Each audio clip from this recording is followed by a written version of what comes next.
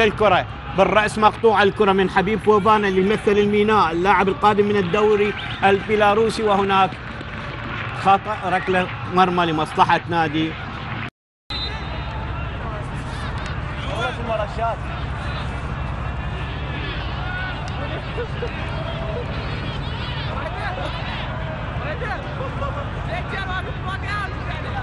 يلا المي خير. حكم يوقف المباراة.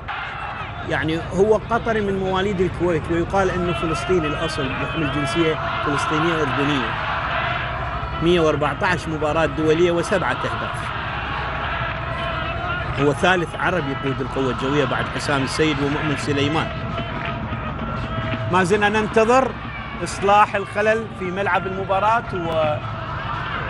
ومياه في ملعب المباراة، وهذا أيضا يعني ما زلنا ننتظر استئناف المباراة.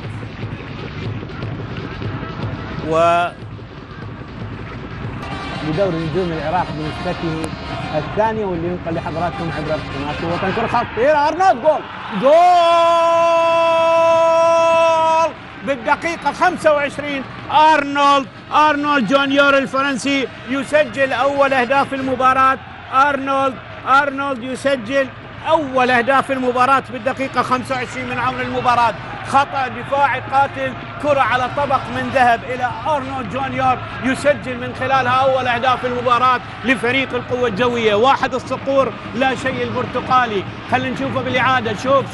شوف الركنية، لعبت طالت، اجتازت المدافعين بالرأس، عادت إلى اللاعب الخالي من الرقابة، وبالتالي يلعبها من بين المدافعين إلى داخل الشباك ليحرز من خلالها هدف الأول وهدف التقدم للقوة الجوية. شوف لاعب خالي من الرقابة متمركز تمركز سليم وبدون ضغط، يلعب الكرة بشكل مستريح إلى داخل الشباك ليسجل أول الأهداف اللاعب القادم من نادي إنشي في الدرجة الثانية الفرنسي. 1 القوة الجوية لا شيء. علي شخوان، يوسف، حلوة ملعوبة لا علي من الجهة البعيدة، ممكن يحول تحويلة، وفرصة ضاعت على بشار برا الملعب إلى ركلة مرمى. بشار 64 دولية و4 أهداف دولية. بيرو أول مبارياته الدولية وآخرها اندونيسيا العام الحالي، سجل في شباك اليمن والأردن وكمبوديا واندونيسيا.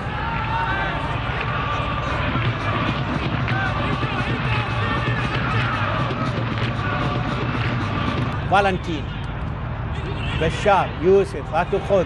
بشار داخل منطقة الجزاء، كرة خطيرة ومرة أخرى وتبعد من الدفاع وتشتت من مشكور. وهذه الفرصة اللي ضاعت وأبعدها القائد علي خالد. هذا هو الهدف الوحيد عن طريق أرنولد الخالي من الرقابة، واللي سجل الهدف الأول بدقيقة. شوف فارغ خالي من الرقابة، يعني شوف الظهير مشكور.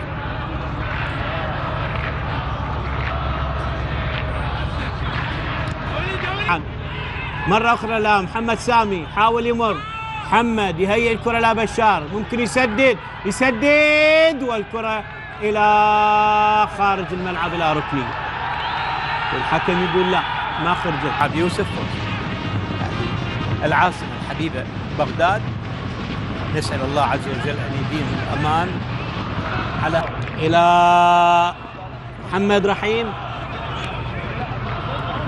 سعد، مصطفى، علما يا مصطفى، وكرة صعبة، خروج حاسم من محمد رحيم. مرة أخرى محاولة، صديق يحاول، صديق يلعب كرة عرضية، ومن جديد إلى حارس المرمى محمد.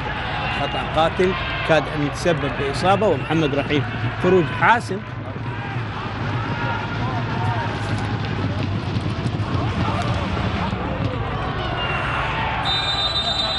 البصر. مباراتين شارك هذا الموسم، واحدة دخل بديل وواحدة أكملها 90 دقيقة. شوف كرة بالرأس مقطوعة، هذا اللي نقوله. ممكن من هجمة أدخل، ودوغابيل مولوكو أيضا راح يدخل، وهذه كرة إلى بشار ومحمد قاسم، والكرة مقطوعة. سعد ومصطفى وليد، تسديدة برا الملعب إلى ركلة. فالنتين فالنتي حلوة إلى بشار، بشار يمر، بشار جول، جول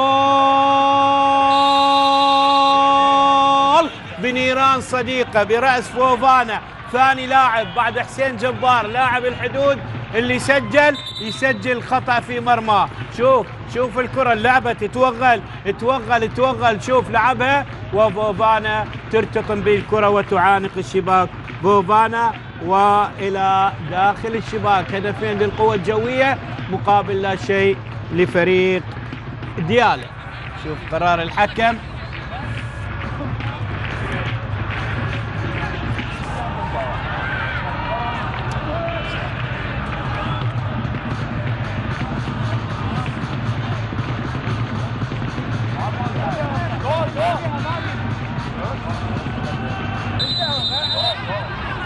إذن حالة تسلل ويلغى الهدف.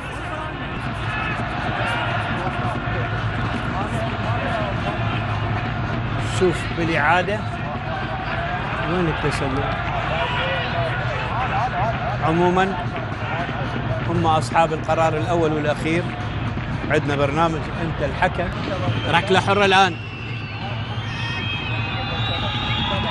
اللعب عالية برا الملعب إلى ركلة مرمى للقوة الجوية.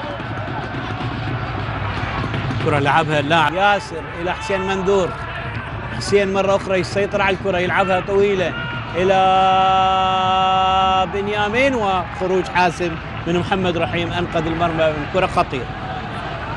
هي الآن صديق جمال، عالية ملعوبة الكرة وخروج لكن ما سيطر عليها، وتقطع من دفاعات ديالى، تذهب إلى حسين منذور إلى ياسر نعيم، تنقطع ومقصود اللاعب صديق ما سيطر على الكرة، وتسديدة بالرأس صديق، عرضية خطرة وجول، هدف التعادل. هذا اللي كنا نقوله، اللاعب بنيامين اوكورونغو يعادل الكفة بالدقيقة 4 من الوقت المحتسب بدل من ضايع. بنيامين اوكورونغو يعادل الكفة بالدقيقة 94 من عمر المباراة. قلنا كرة القدم ما بيها أمان، صح أنت متقدم بهدف وتلعب بشكل مستريح، لكن عليك أن تسجل هدف أمان واطمئنان. ما قدروا يسجلون للأسف، وبالتالي برافو فريق ديالى.